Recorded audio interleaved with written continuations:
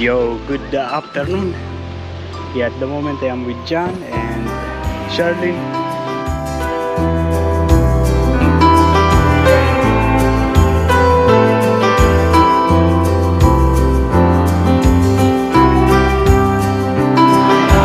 So it's very busy here and a lot of people in there. Thank you. 300 men. Sabi ko, hala, grabe din na. Busy.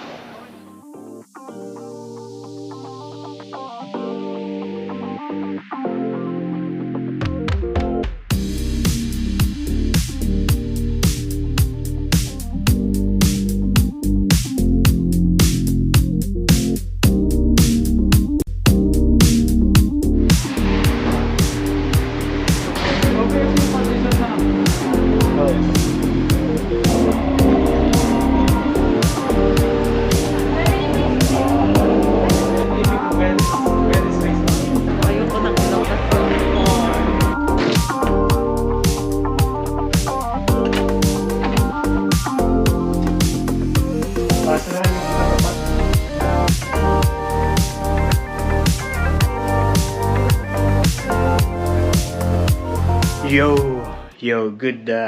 Good afternoon, guys. Yeah, good afternoon, guys. At the moment, I am here in the hotel room here in Four Seasons Hotels here in Sydney. Yeah, nice. Yeah, this hotel is really nice. I used to work in a Four Seasons Hotel and Resorts, but it's a golf club, but still in the same company of Four Seasons Hotel and Resorts. Yeah, it's in Dubai, and it is one of the best luxury hotel group of hotels in around the world.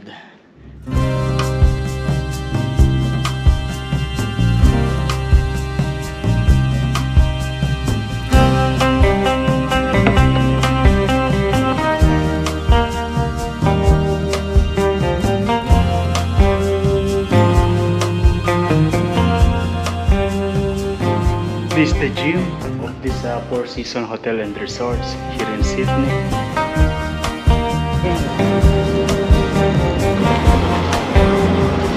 That is where we are staying, the Four Seasons Hotel. Yeah, nice. Just to experience. Not very expensive this time. The one that I got is $266 a night. And I am with John and Charlene. And they are actually going to do some photo shoot, like a prenup med photo shoot, something like that.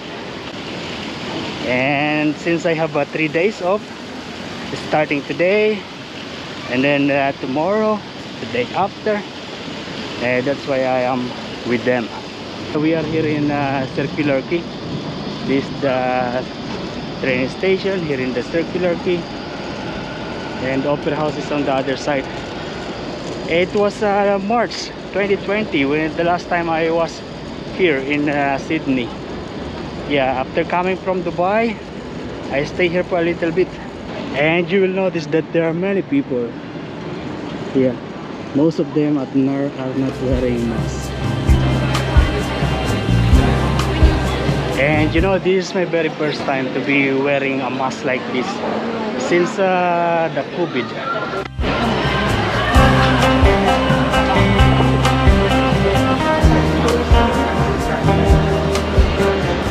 These people, they want some kind of ice cream.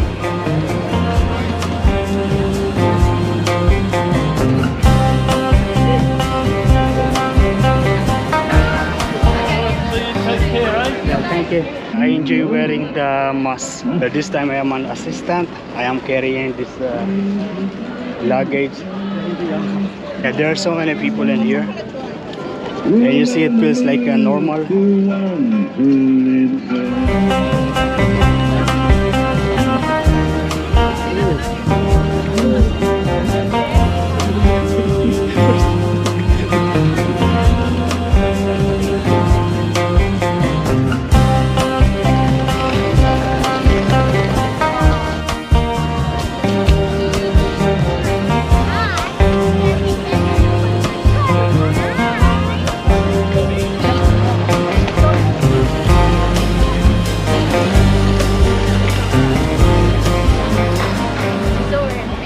we are now here in the rocks, and John works here before.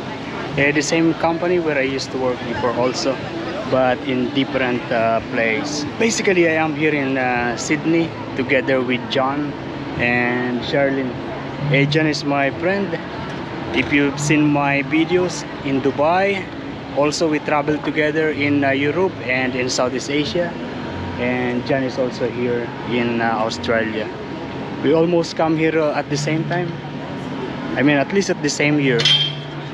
And yeah, we work in the same company before, but now we are separated. We are working in different state of Australia. They are doing some kind of pre-nuptial photo shoot. Yeah, they are going to be a husband and wife in the coming months.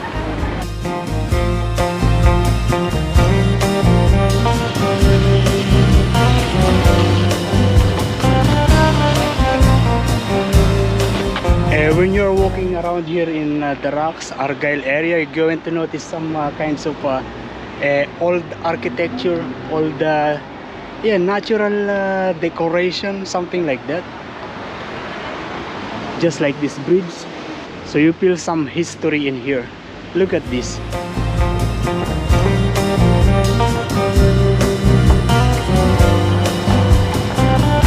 Look at this. At the moment there is a regular couple. They are just sweet, and John also and Charlene very sweet, and on this side they are arguing.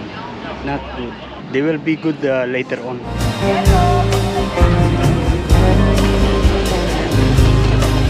We're just having a good time looking at them, watching at them, how they do the photography. This is actually the overseas passenger terminal for the cruise ship.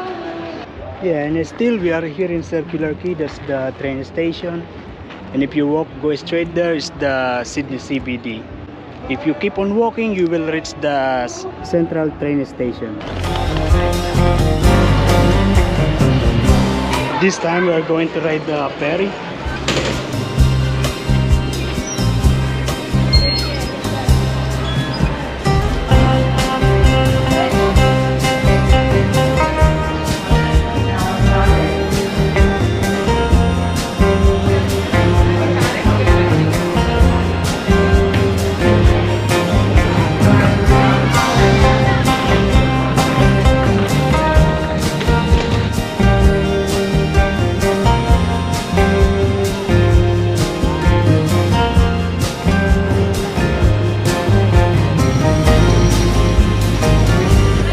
Australia, you should come and visit Sydney to see the Opera House and this Harbour Bridge.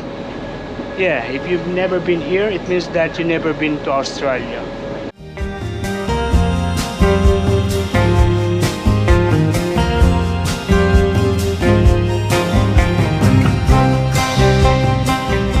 Just get down. This is just on the other side of the bridge, and it's called Melson Point. And this is the Luna Park. It's like a carnival.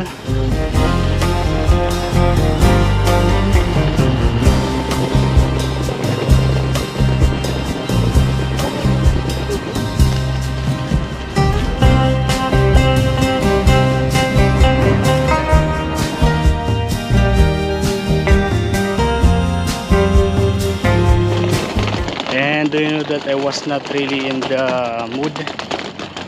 Yeah, starting yesterday because my bike feels like stolen.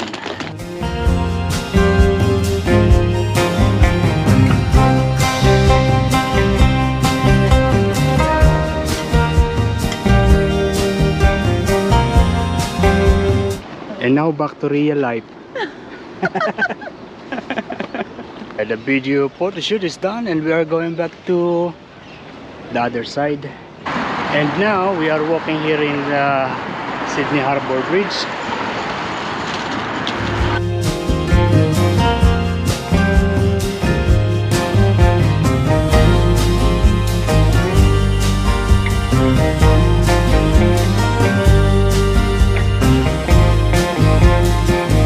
And do you know that since the invention of mobile phone, there are already 566,000 a mobile phone have been dropped and drowned in here.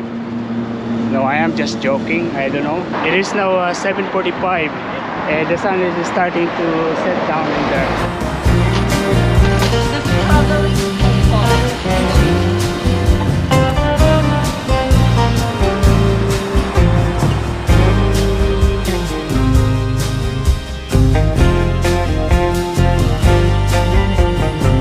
It is now 7:56 and we are heading to Circular Quay.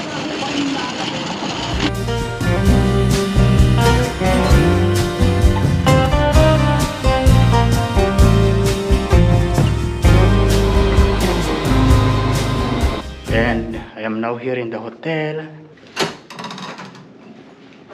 And this is my hotel room. Yeah.